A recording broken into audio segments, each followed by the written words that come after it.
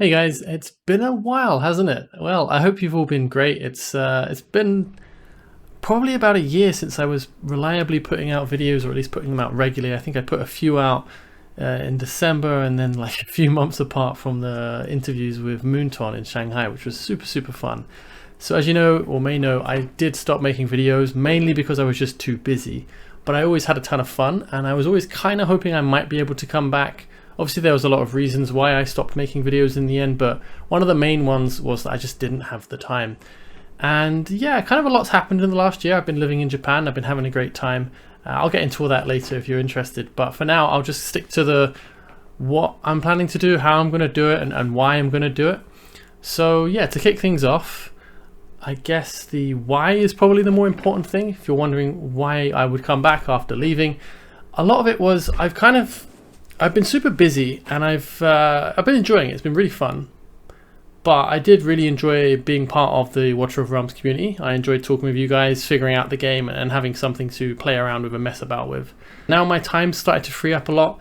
I was working on a solo project for a company, like a very small company, but a very nice company in England. And we were kind of doing stuff, helping out some hospitals in the UK. And I made a bunch of software for that company. I'm still working on it, but the release has happened. So basically, yeah, I was working for about a year. I developed and built and designed and released the whole platform by myself. It's a pretty simple tool, but still it's kind of a lot to do by yourself. So I didn't have a great deal of like work time available in the week. And then after that, I'd also just moved to Japan at the start of November. And that was pretty intense, like time-wise, because I was trying to learn a bit of Japanese, and I was trying to meet people and make friends and travel and see the country and make the most of my time here. And I did it. I had a really great time. I'm still having a great time. The work release went well. Some issues, but nothing crazy. And yeah, I'm kind of through that part now. It's not super busy anymore, and I'm starting to look to pick up some of my hobbies again and things that I was enjoying doing. So I'm hoping to come back. I'm not sure how long for this time, but I would really like to try to give it a go and to get back into it. Obviously, I don't really know anything anymore. These runs in the background are my autos from like a year ago, so they might just suddenly fail, but it would be fun to have something going on. But yeah, I'm going to have a go at it. I'll probably return, and this I guess is the what. I'll probably return in more of a live streamy way and hang out on Twitch and chat and catch up with people, see how they've been doing. Maybe you can teach me some things, because like I said, I don't know what's been happening. I did briefly plan on returning a couple months ago. I think it was August, September. I picked the game up for a few days and then I just quickly couldn't really make it stick because I was just too busy with the upcoming release for my work going on. But that went out the way and it was pretty good, and I've got the time again, and I've been playing a little bit, but I've tried not to do anything new because I'd like to maybe do that on a live stream and you guys can laugh at me being really bad at the game. I'll make some videos kind of going over the new features if you're considering returning to the game, or considering what's changed in the game if you haven't played for a while as well. So that's kind of the plan on what I'm going to be doing, which is just, for now, a few videos kind of going over what's new in the game I think could be cool. And I would like to do some live streams just to hang out and chat with people if you're interested.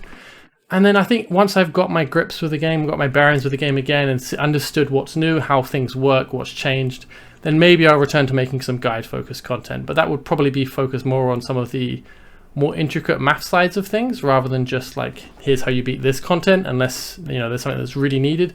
I know there's a bunch of content creators now who make really good content, so I'm sure you guys have not been lacking on that front. It'd be really fun to get back involved with the content and with the game again, and with the community especially. So I really hope you guys have been having a great time. So let me know how it's been for you. I would genuinely love to read about it, to hear what your thoughts are on the game over the last year. I've very loosely been kind of stalking in the Discords and reading what's going on, but I genuinely have very little idea of what's happened in the broad scale of things. I'm going to be catching up on a lot of that over December as we kind of wind down for Christmas and we can chill out and have a nice time again. So yeah, it'd be cool. It'd be good fun. So that's kind of the why and the what. The how is kind of covered in that as well, I guess. There's one other thing I wanted to mention very quickly, which is, you may know I had a website, mybucket.com. It still exists, but it was kind of really poorly, quickly made, just so I could put some information out there for the release. And I haven't maintained it. It's super out of date. So I'm planning to do something with it, pretty big, but I haven't got around to finishing it yet. I am working on it, but I can't talk about it too much because I want to be mysterious and cool. So hopefully it works and it's great fun, and hopefully I can share more about that with you soon. But for now, I'll just say there is something in the works with that, and I think you guys are going to like it a lot. But for now, it's not really at the stage where I can share too much about it. But that's also kind of one of the reasons I wanted to return, because suddenly that option became more available to me.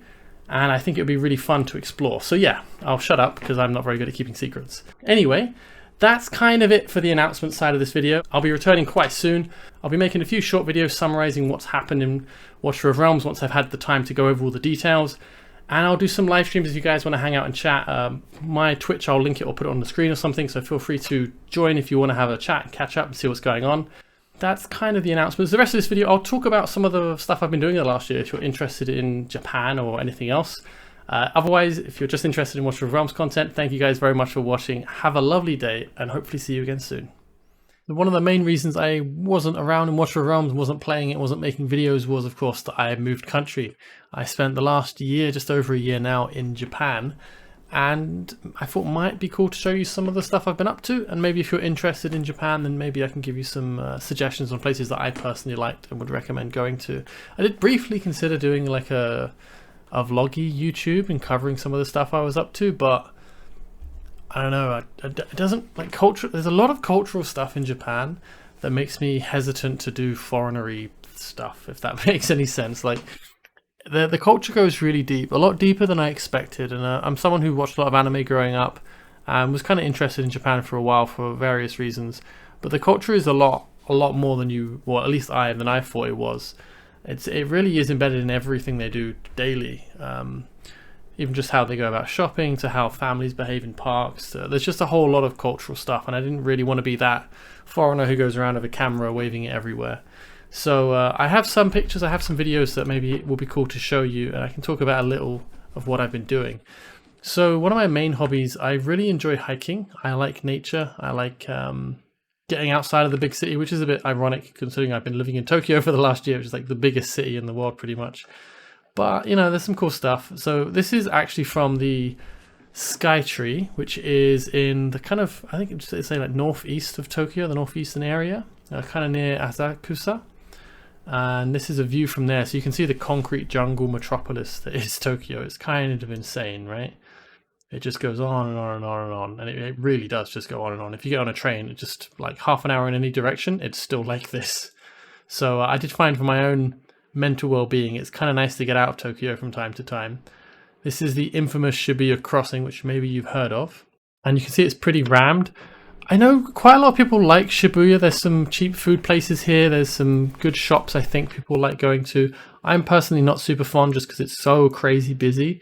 There's a nice place, I think it's called Tori Tantan in Shibuya, which you can get some nice udon and some like set meals, and you can have this view while you eat, and you can look at all of the people in the rat race or tourists going about it, I guess, as I was literally one of them in the video I just showed you. But it's a nice place to eat and a good view. This is probably one of my favorite places in Tokyo, which is the Tokyo Central area, and this is shot from the Imperial Palace looking south into Tokyo. I just think it's such a beautiful skyline, especially because the Imperial Palace's grounds is really large, really round. A lot of it you can't get into other than certain times. I think you can walk through the foresty area on the northern side, maybe. I haven't done it myself. But the view from the south side looking into Tokyo's central area is really beautiful. Oh, sorry, it's not the south. I think it's looking east. So you're looking east from Tokyo Central, I believe. But yeah, I really like the skyline. I think it's really pretty. And there's one of my favorite places to take people is really close to here as well. And you can see it from here. So this is a balcony view. I'll try and put a Google Maps location up or something in case any of you ever visit, but I would really recommend this area. So basically, what you see down here is the Tokyo Central Station, like the train station. And this area is like a big skyscraper, pretty much exactly the same as the big one you can see on the right side of this picture. And there's a big shopping mall inside because of course, and then there's a nice dinner place you can get. You can get eel, which is a Japanese thing, like a grilled eel. Tastes pretty good actually, it's not super fishy.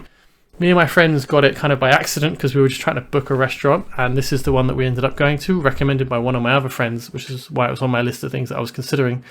But anyway, yeah, we all actually liked it to our surprise. And then afterwards, you can head up to a terrace area where there's a bunch of bars, and you can have a nice drink, and you can sit outside, and you can have a really lovely view across Tokyo. So probably my favorite place to go to just chill out and hang with people and have a look over Tokyo. It's really, really beautiful, really lovely atmosphere. Here's another little video clip showing that overlooking area, so you can look out over Tokyo. This is the central station I mentioned. The underground metro area for this is crazy. It's super easy to get lost, so have fun with that. Another one of my favorite places is called Odaiba, which is in the south. It's like reclaimed land from the ocean, so it's all like artificially built up. You get this lovely view looking into Tokyo. But there's the really nice yakiniku place, which is like grilled meat basically. And I love this view in the evening after eating. But yakiniku is something like this. Obviously the portions are kind of small if you're used to Western food, but eating in Japan is really cheap and all the food is good quality. So I'm not a huge fish person, which is kind of blasphemy if you live in Japan. The options for food are generally just really good. I think that the best way I can put it is it's really hard to have a bad meal in Japan, and to me I think that's the strength. If there's any Brits watching, I know we get a lot of abuse for our culture, our food culture. I think the weakness of English food is we don't have restaurant culture, because we do actually have some really good restaurants, but they're so expensive, man. They're really expensive. For like a decent meal out, you're looking like 30-40 quid. If you're finally going to the pub and having some microwave grub, then sure, you can probably get something for 10 to 15 pounds, but you really struggle to get decent food for cheap in England. But you do have good food. But the difference is in Japan, it's like you can get a good meal for less than a tenner. And if you go for a really fancy, nice meal, it maybe costs you 20 quid. Like, it's insane. So the quality for food is really nice, just because you can get a really good meal really cheap. Maybe I'm just thinking international salary wise, but I think even for locals, it's still a lot more acceptable to eat out just for the sake of it rather than as an event. On the topic of food, I went to a really fancy restaurant with some of my friends. One of my friends is kind of like I don't know, she seems like she's a pro chef to me, but like real traditional Japanese stuff. I'm not going to show any of my friends in this video because I haven't asked anyone and they might not want to be, on a video. This is the kind of thing you can expect when you get steak. So it's not a big portion for us, but it was really, really nice. Here's some, I think they call it something ebi, but lobster of some kind. And it was really, really good. This is before it was cooked, obviously. But yeah, really good stuff. Oh, here's a picture of my dog when I went home to England. His name's Bertie. Isn't he super cute? He missed me. He's actually a bit of a pain, but quite a sweet dog, isn't he? Anyway, I don't know how much more I have of Tokyo, because like I said, most of my trips, I tend to get out of Tokyo when I go out and do stuff. I like nature a bit more. I'll show you some more stuff, and then maybe I'll just share some thoughts of mine on Japan and my experiences and what my thoughts are. And maybe it'll be interesting for you guys. I went on a trip to Osaka and Kyoto with some of my best friends. They visited me. I'm very grateful for that. And we had a really good time. But we did go to Kyoto, which is what you can see right here. This is one of the most famous shrines or temple areas in Kyoto. This is in the eastern side of Kyoto. Super, super busy. This is at the end of the day when everything's winding down. But oh lord, these like shopping streets are so compressed and packed.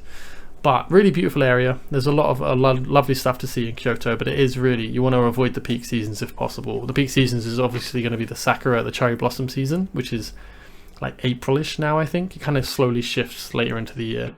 Lovely place, but super, super busy. So besides that, I said I've done a bunch of hiking. The main hikes I've done, I think my favorite ones were Nokogiri Yama in Chiba. Chiba's like to the east of Tokyo.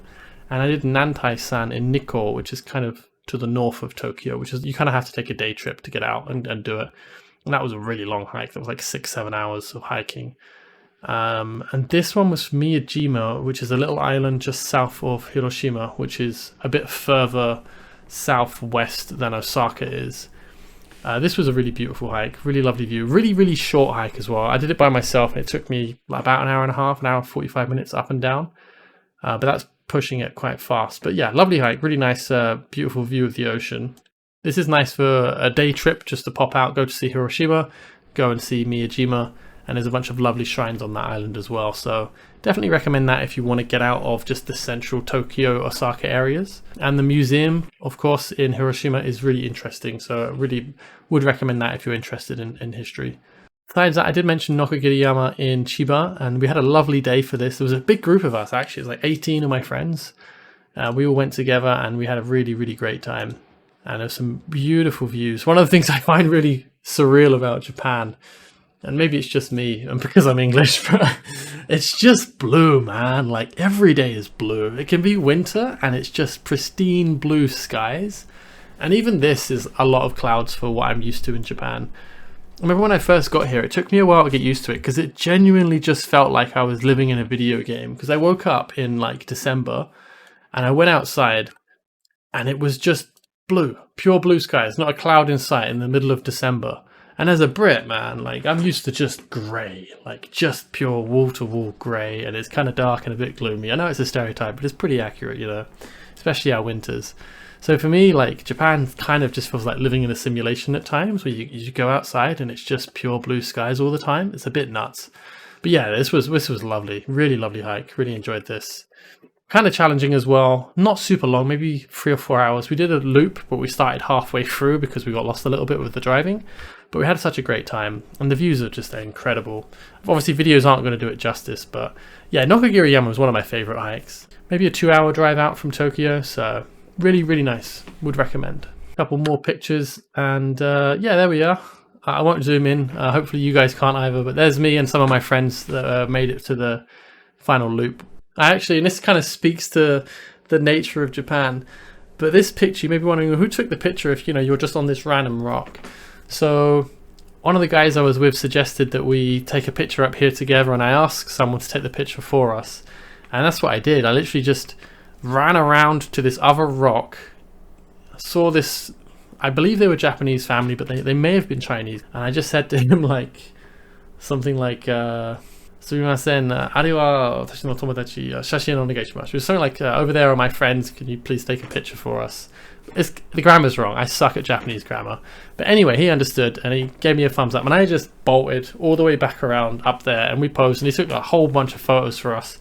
And then I went back and he gave me my phone back, and I took photos for him and his family. But I wouldn't really feel like doing that anywhere else in the world, I don't think. Maybe parts of Asia as well, but yeah, it's kind of wild, right? You just give a random stranger a phone and then you run away. Yeah, but it was cool. It was cool. Nice guy. And at the end of the day, we went to the beach because obviously we were on the east side, so we're facing west looking at the ocean. So we had a lovely sunset view. We had a lovely meal as well to top it off at the end, which I don't have a picture of. But that was the little hike in Nokogiri-yama. This is a hike we did in Nikko, which was Nantai-san. This was a 2.5k mountain, I think. Quite a long day, about 6 hours. My grandpa knees started showing up and I had to be a bit careful and slow going downhill. But it was a really nice day, a really nice hike. And you can just see in that thing, you can actually see Fuji-san all the way in the horizon if the video actually loads. So it was right at the start here. Just this little black peak in the distance is Fuji-san. I was standing resting, and then Oji-san, an old man, went, "Oh, Fuji-san," and kind of pointed into the horizon, and then I clocked it as well. I mean, look at that. And there you can see Fuji-san just poking up in the horizon, because we're quite far away in Nikko. And then just this weekend, actually, I went to another place. I went to a little island called Yakushima, which is famous for Jomon Sugi. Just to cut to the spoiler, this is Jomon Sugi. It's like the Jomon Cedar or something. It's like a super old big tree. I think the estimates it's like 3,000 to 8,000 years old. And long day. We spent 10 hours hiking there and back. Beautiful, beautiful forest. The weather was not great, but it was better than the other days. It is a very rainy island. Getting to the island's a pain. We had to get 2 flights from Tokyo. So you definitely have to plan a lot if you want to go there. But it was really lovely, really quaint. And this is the hike starting super early in the morning. Walking across these bridges that just have like no safety railings, and if you drop, you're falling a long way to a bunch of rocks. So yeah, bring headlights if you do want to do it. Fortunately, my friend did because I forgot.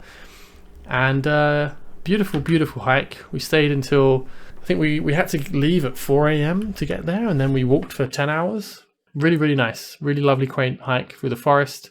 Lots of these lovely bridges with the rails going across them. Lots of nice little rock falls and waterways and whatnot. There's also a bunch of monkeys, which is saru, the red-faced monkeys in Japan, and they seem quite chill. They were all scared of me whenever they saw me, and then they just bolt. So I think they're not used to seeing big, hairy Western man. If you drive around the island as well, on the western side, there's a protected road area, and there's just a whole bunch of monkeys, like this guy here, who are just chilling in the road. So you have to be really careful when you're driving. And there's also some deer, which I think is shika. And they're pretty friendly. They should be a bit more cautious with random humans. But, you know, the animals are quite chill. I guess it's because the locals are quite chill with them as well. Hopefully it gives you some ideas of some cool stuff to see in Japan. I'm a big fan personally of the nature in Japan. It's a super convenient country to get around. The transport system, the metro, is incredibly good. If you go there and you get one of those JR passes, you can use the Shinkansen, which is the bullet train system. Normally it's quite expensive if you're traveling internally in Japan without one, so people don't use them all that much. But if you're a foreigner on a holiday and you buy one of the Shinkansen passes, one of the JR passes, you can really blitz that thing and travel a lot. It's only limited to certain trains, but it's enough that if you plan it and you go around it, you can really get around and make the most of it. I think as long as you take like 4 Shinkansens, it's kind of worth the money for a week, or I think a 1 week one. I used it in the past and I absolutely rinsed the thing. I think I was like on a train every 2 days. So definitely recommend that if you plan to travel a lot across Japan, if you do plan to go. But besides that, it's just, and I guess this is the kind of other thing I wanted to talk about with Japan, my general thoughts and experiences from living in Japan, because it's been over a year and you're my captive audience until you click the X. So I could actually waffle at you. It's really interesting to live in Japan. For me, it's the first time living outside of England. I've traveled a bit, I've backpacked a little bit in the past. I've been to a bunch of different countries. I've been to Asia before. I've been to quite a few places in Asia. But living in a country, getting to know the locals, learning some of the language, and having friends introduce you to some of the culture and explain it to you, I think it's a really great way to get to know how things function, to get to know another way of life. The main takeaways for me was just the culture, like I was saying earlier, the culture runs through so deep, through so many things, and it was a lot more than I expected. From just like kids going to school by themselves to parents hanging out with their kids at the end of summer with bug nets so they can catch bugs and the kids can learn about bugs. And it's not like, oh, it's just I saw some kid. Like, there was a week where I saw so many parents with their kid, and the kid's wearing a cute little hat and a backpack, and he's got a little net with him, and they're stomping around through the park collecting bugs. And it seems like they have all these kind of cultural events for this stuff. They have matsuris, which basically just means festival, but they'll take over a whole park and they'll have little stalls up along the park with all the local shops selling stuff. It's all like local Japanese food or products and whatnot, and everyone kind of just gets together for the event, and they'll put all the materials up to set the stalls up and set the festival up like a week or 2 in advance if it's a big one. And it's all just left there for a week or 2. It's just buckets or like tents or collections of materials, and it's immaculate. No one touches anything. It's all left alone. They set everything up. Suddenly there's just a massive festival on over the weekend.